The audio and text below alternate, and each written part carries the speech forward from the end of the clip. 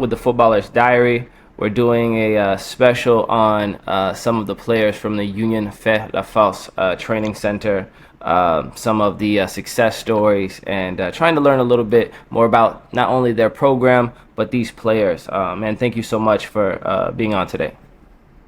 Thank you, thank you. And if you could, man, just tell us your name, where you're from, and a little bit about yourself.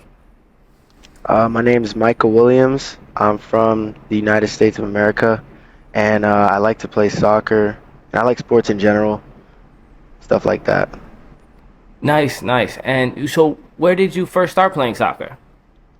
I first started playing soccer when I was about 7 years old, and my mom used to take me to the field all the time with my brothers, and we used to play. Awesome. And where was this? Where did you grow up playing? I grew up in North Lauderdale. Okay, awesome. And your mom, you said your mom took you. Did she play soccer growing up? No, she actually ran track, but we like watch a lot of soccer. Okay, cool, cool. And so, what clubs did you play for growing up? Growing up, I played a couple recreational clubs, and then I played for Prime FC, Margate United, and I also played overseas in France, but now I'm playing UPSL. And where did you play in France? It was a team called Championnet. Nice, man. And what was that experience like being overseas versus playing here? Yeah, it was nice. I left after seventh grade, and I was just there with my stepdad, so I was mostly like home alone all the time, Hmm. and it really like pushed me to get closer to God too as well. But with the soccer aspect of it, it was like a really high level, and I was doing really good. But unfortunately, I had to come back because it was kind of during the COVID-19 phase, so my parents didn't really think it was safe. So yeah, Yeah, no, that makes sense completely. And so now you said you're playing UPSL. yeah. Okay, tell us a little bit about that. Like, how did you get to where you are now? So the coach for my team currently, he actually grew up with me, like playing soccer. Like he watched me grow up, and he reached out to me and realized that I was back in the USA, and he was like, "Oh, I want you to get on my team." And my brother also plays for that team. No way. So So you and your brother play together. yeah, yeah. What's that like playing with your brother? It's nice. I'm used to going against him, but because on the game we used to always play against each other, but now we both play on the same team, so it's pretty nice. We always motivate each other when we're down. That's awesome, man. Yeah, yeah, your siblings and family. That's like your first introduction to any sport, right? It's like in Yeah. the backyard, in the living room. So nice, man. So, you last year, you did the Union Fait La Fosse training center. They did the ID camp for the Haitian youth national team. What was that experience like? It was really amazing. That was my first time. My friend reached out to me and told me about it, and I didn't really think anything of it at first. But then when I got there, I realized how professional it was. I think my first one was at Broward College, and then after that, it was somewhere in Miami. And then, especially the one in Dominican Republic, that was my favorite one because I met a lot of kids like from Europe and from other countries and like different teams. So I kind of really enjoyed it a lot.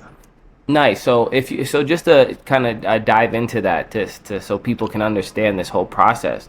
The Union Fait La Fosse Training Center did a project to have a Haitian national team, youth national team ID camp here in Florida, in Broward.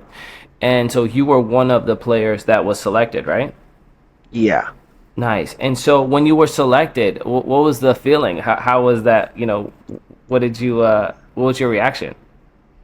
It was really nice. It felt like a real national team call up, and I felt like I had a job to do representing my country because not a lot of people like know about Haiti. They just think like bad things about it. But I just wanted to go out there with my team and show them that we're more than just a country that might be in a little poverty, but we make the best of it with our sports and our skills. Yeah, that's a wonderful answer, and it kind of speaks to the project itself, right? Because when I first heard about this, I know like countries like Argentina have a satellite location, actually here in Florida as well. Yeah. You hear about some of these huge countries that have these satellite ID camps, but for a small country like Haiti, who you said, right now is having a tough time, for the community and the coaching staff to create this opportunity for kids of Haitian descent here in the States, but also, right, to kind of create this connection back to the kids on the island is pretty Yeah. amazing. What's your experience with that coaching staff?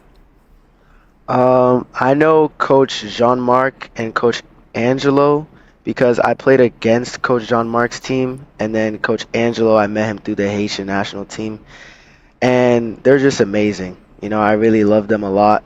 They push us harder than we could ever expect. Like once you think you hit your limit, they make you keep going, and they're funny, and they just help us connect with other players too. So, yeah.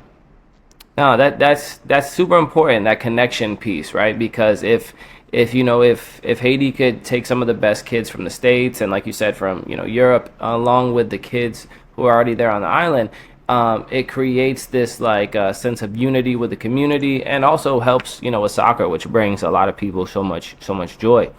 Um, what do you what do you think is the if you could explain a little bit about the opportunities that this program has provided you? What would you if you could just tell us a little bit about that?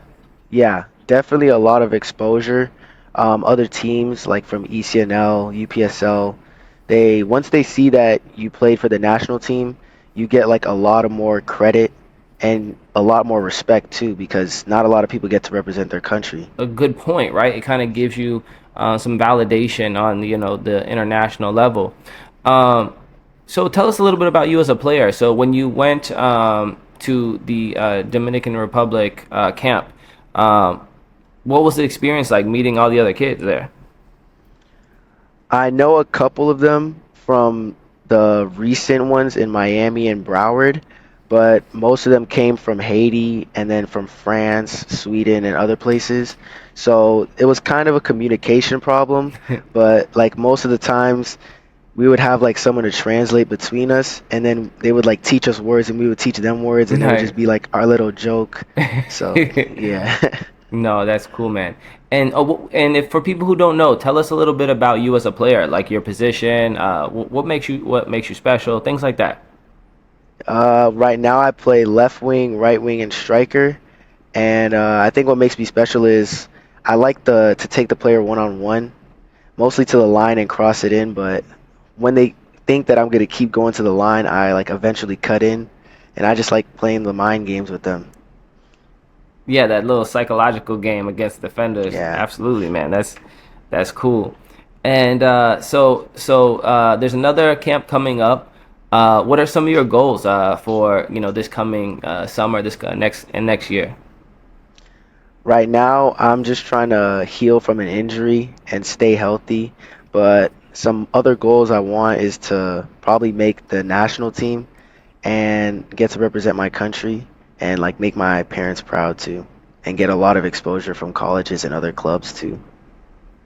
Oh, that's awesome, man. And we have seen like some of the players from this program go on to go to D1 college, have professional opportunities, and even make the senior team. What's it like getting to see some of your teammates and some of your friends advance and do some of the things that you're doing? It's kind of like something out of a movie kind of because I played alongside some of them, and now that I see them going, because everyone's time isn't the same, so like my time might not be right now, but as long as they're thriving and they're doing well, I'm happy for all of them, and I wish them the best. Absolutely, man. That is such an important part of not only this program and of soccer, but to see the Haitian community and Union Fait like to create this type of platform and community in soccer is really cool. If you were to talk to an aspiring player who's maybe who's younger than you about what to do to be successful on and off the field, and who wants to get involved with maybe try to make it to one of these IT camps, what advice would you give them? I would say, first of all, be humble because you're not above anyone. And I would also tell them to be disciplined on and off the field, like whether it's recovery, whether it's what you eat, and on the field, always give 110%, do more than what the coach is asking you to do, and yet again, be humble because no matter what, you have to put your pride to the side and just play the sport. Man, I really love that answer, and I think it speaks to your parents, you as a young man.